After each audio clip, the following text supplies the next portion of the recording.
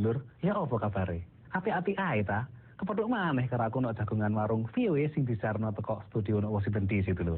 Aja lali sampean iso ora nembung nek acara iki.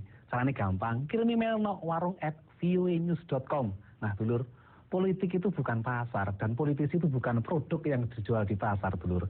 Namun kalau sampean mengamati kampanye Presiden Amerika Serikat yang berujung pada pemilu tanggal 4 November lalu, maka jelas bahwa manajemen kampanye kubu Obama dan McCain banyak mengadopsi kaedah-kaedah manajemen pemasaran, dulur.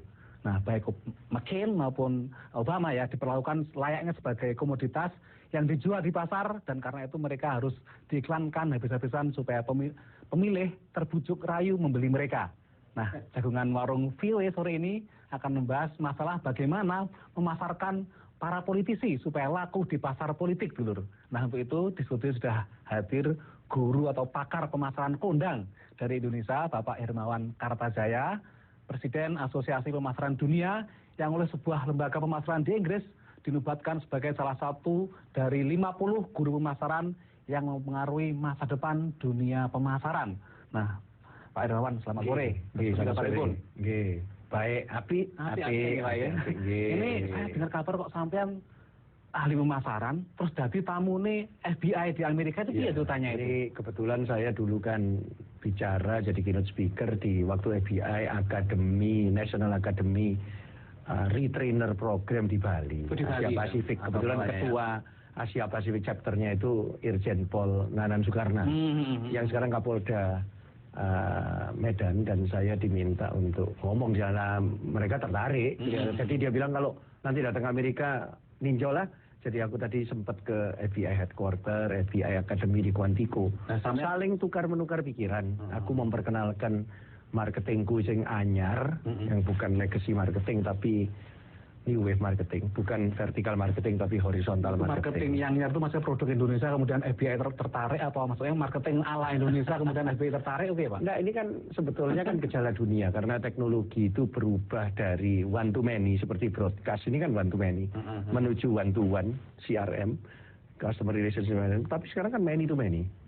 Facebook apa ini kan kita bisa upload, banyak orang upload terus bisa di-download. Jadi kedudukan customer sama marketer itu sebenarnya sama. Arah gitu ya. Ini horizontal. Dan kalau kita ngomong FBI Academy ini luar biasa ya. Dia ngundang polisi seluruh dunia untuk sekolah di Quantico sini. Akademinya itu ya? Iya, sesudah itu mereka akan kembali lagi ke tempat masing-masing. Terus alumninya itu tiap tahun kumpul. Jadi seperti Asia Pasifik kumpul di Bali, nanti kumpul di Australia, kumpul di mana.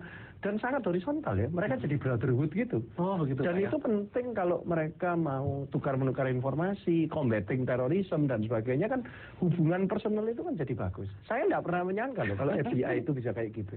Tak pikir kan sangat vertikal, pokoknya menjaga national security Amerika. Tapi memang mereka sudah 9/11 memang selamanya kayak itu begitu. kan, Tetapi FBI Akademinya itu memang betul-betul horizontal, new wave. Terus kalau dari pengalaman yang sampean petik dari FBI apa? FBI kira apa itu? Karena selama ini kan orang bilang, wah FBI itu kan hebat, tapi ternyata juga banyak kasus yang ternyata juga belum bisa di... Iya, jadi mereka juga menyempurnakan diri terus-menerus, terutama di dalam IT, aku lihat, supaya mereka punya database yang lebih banyak, dan mereka akan menggunakan database ini untuk bertukar dengan lembaga law enforcement yang lain. Mereka juga mendidik kok polisi-polisi kita, gitu, polisi orang-orang dari negara lain untuk meyakinkan bahwa IT ini penting. Tapi yang saya paling kagum dari FBI itu ya akademinya, itu kayak Harvard Business School-nya law enforcement ya. Aku pergi ke kampusnya Quantico, dan antara gedung yang satu dengan gedung yang lain itu terakses. Jadi dingin atau apa, nggak apa-apa. Dan mereka juga punya lagi yang namanya NIA, National Executive Institute, NEI. Wah, itu polisi jenderal-jenderal seluruh dunia. Itu didik ya. Sudah leadership, bukan ngomong polisi lagi. Pak Hermawan, ini ngobrolnya kita pakai dulu Pak. Nah, terus maksud sampean gak iso rembuk langsung lewat telepon. Jo pilih ati, sampean isih iso takon lan komentar nok warung@voenews.com. Nah, jok lunga sik, aku lan Pak Hermawan arep metu sampean maneh sak bari pesen seniki dulur. Cak, Ning, stay tune ya. Nah, dulur, kepethuk mana nggak jagongan warung VOE yang kali ini membahas soal pemasaran di dunia politik bersama pakar pemasaran Bapak Irmawan Kertajaya yang kebetulan sedang berada di Amerika saat kampanye pemilu presiden Amerika beberapa waktu yang lalu, dulur. Pak Irmawan, sampean kan ini pas kebetulan sampean kesini dan juga pas rame-ramenya pemilu itu kan, mendekati pemilu itu. Nah kalau dari segi pemasaran, sepertinya memang kedua kubu itu ya, kampanyenya McCain maupun Obama sepertinya mengadopsi pemasaran. Sebetulnya pemasaran itu kan gampang aja, PDB intinya, positioning, differentiation, branding.